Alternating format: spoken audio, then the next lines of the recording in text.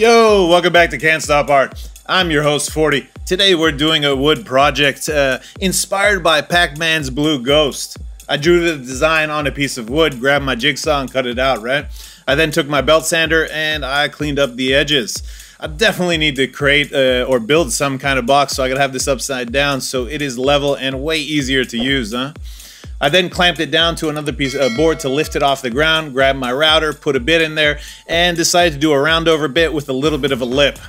I attached the plastic bag to the router because I don't have a shop vac, and I was trying to minimize the amount of shavings that just go everywhere with a router, right?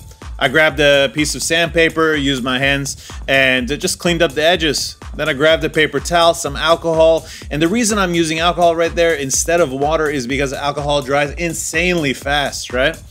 I then grabbed some gesso, a brush, and decided to put 2 coats on both sides.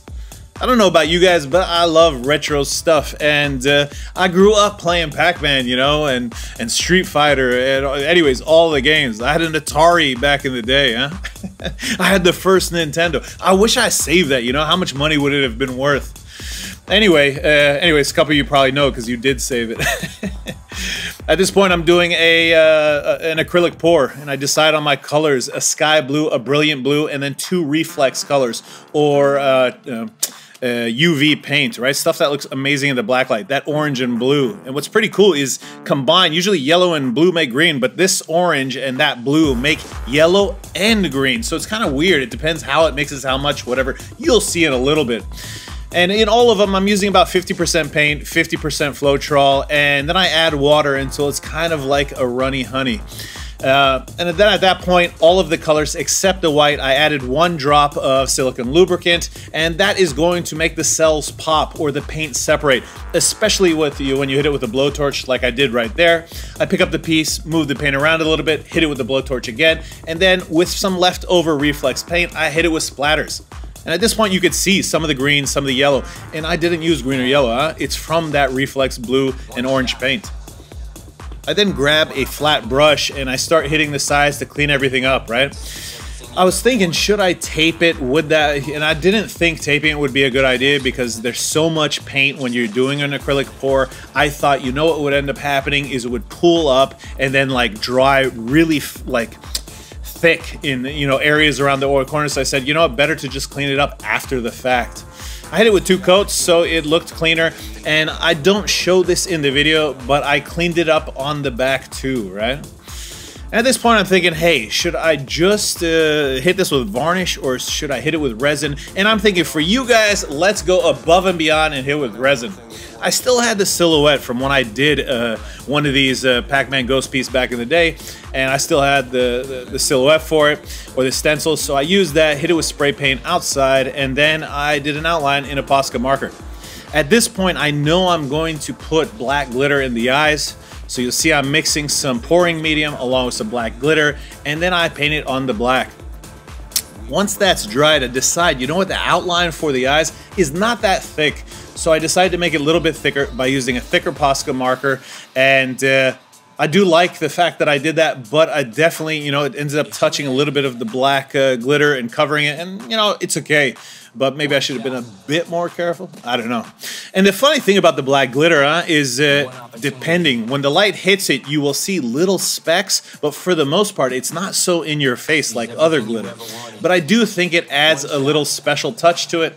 At this point, I grabbed it, took it outside, hit it with some varnish. And the reason I hit it with the varnish is because I decided I was going to resin, and I did clean the piece. You know, I waited 2 days with this thing under a fan to make sure it dried. I wiped it with a wet wipe to see how dry it was. It looked dry enough, so I grabbed some Windex to try to clean the piece, to remove any silicone lubricant left over, because if you don't, what ends up happening is you will have a weird reaction with the resin and the silicone, which is exactly what ends up happening, right? You'll see later in the piece I experienced this problem, and in this video I do not fix it, huh? Right now I added blue painter's tape to the back. I cut it out, as you see, with the X-Acto knife here with a cutting board underneath it, and that's just so I have a clean back edge. When I peel that tape off, which I don't show in the video, it will remove any of the drips of the resin. So even though I thought I cleaned everything up, even though I used a new varnish, and I guess that varnish didn't really seal it, so there was some interactions. I'm gonna create another video probably after I upload this one today, and I'm gonna show myself attempting to fix it. I could totally screw it up, but hopefully I do not. This is a new resin also that I'm using, and unfortunately it's not equal parts. It's 100 parts to 60 parts, and so you have to do math, right?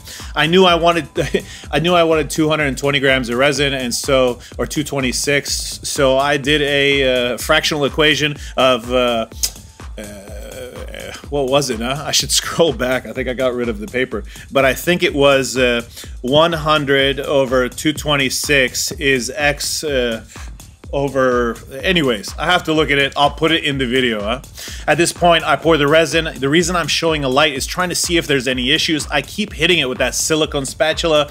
I also put on some gloves. I wipe the sides. I'm trying to make it perfect. But once I saw the reactions were gonna keep happening, there was no way to just keep watching and fixing it because it was gonna gel up, and yeah.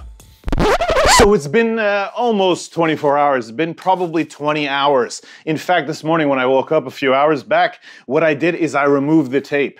And really the resin starts hardening more and more. And you'll see a couple places. This blue is actually, I think, me wicking away the white paint when I'm taking off the tape, and the blue underneath from the paint that's on the front.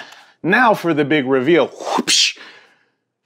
I mean, it looks cool, but there's issues. I don't know how well you could see on the camera that's on me, so what I'm gonna do is I'm gonna take the camera, I'll do a close-up, I'll put the issue on either side of me, and the issues are many, Like for example, right here, right there, along the bottom, right? And what happened, what is this issue that is happening on this piece?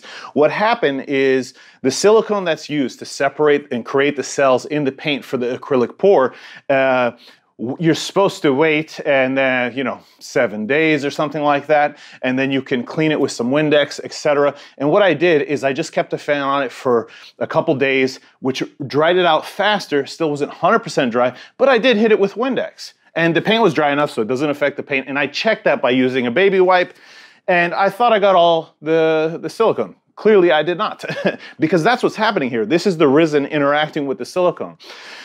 So I also added varnish, and varnish should make it so that it basically seals it, and if there is any silicone, it shouldn't cause an issue. But I used a different varnish than I've used before, and maybe that's the issue? I'm not sure. So we're gonna make another video where I attempt to fix these issues by sanding the piece, reapplying resin, and hopefully we can salvage, right? Unfortunately, you have to sand the whole piece, and there's some parts where the glitter is just right there at the surface. I'm gonna be terrified to sand this piece. I may end up destroying it, but this is the chance you take when you work with resin. It's funny because when I varnished it, I said, maybe I should just leave it here. But I said, for the video, let's go further. Let's add the resin. It looks super impressive. I actually almost added a box in the back with LEDs so that when this sits against the wall, the back could light up and even be sound activated or whatever. I decided not to do that. The piece behind me actually has that installed, So it's disappointing, it hurts, but it's also cool because this gives you an idea of some of the issues that you can run into. I'm gonna show you a fix in the next video that I make, and I'm gonna attempt to do it later. I'm gonna attempt to do it later today, hopefully the video up in a day or two. And yeah, let's see. The biggest problem is the eyes right here are with black glitter, so they're raised a bit. In order to reapply resin to this piece, I need to sand the whole thing. Because if you don't, you're gonna see the difference between the new resin and the old resin. There'll be like a line. It won't be a line like a white line, but it will be a line that you notice when light hits it in different angles. So what I'll do is I'll lightly sand over areas like where the glitter is. Anyways, I'm not gonna talk about it. I'll just do it. Guys, I'm a bit disappointed. I really love how the piece came out, minus the resin issues. I hope you liked this video, if you did. And by the way, I'm sweating because I don't have the fan on, and clearly the AC is not high enough, and it's hot outside, but I wanted the audio to be good. Anyway, I hope you liked this video. If you did, please like, share, subscribe. You know the deal. Let's grow this channel, baby. Anyways, until next time, I'm out.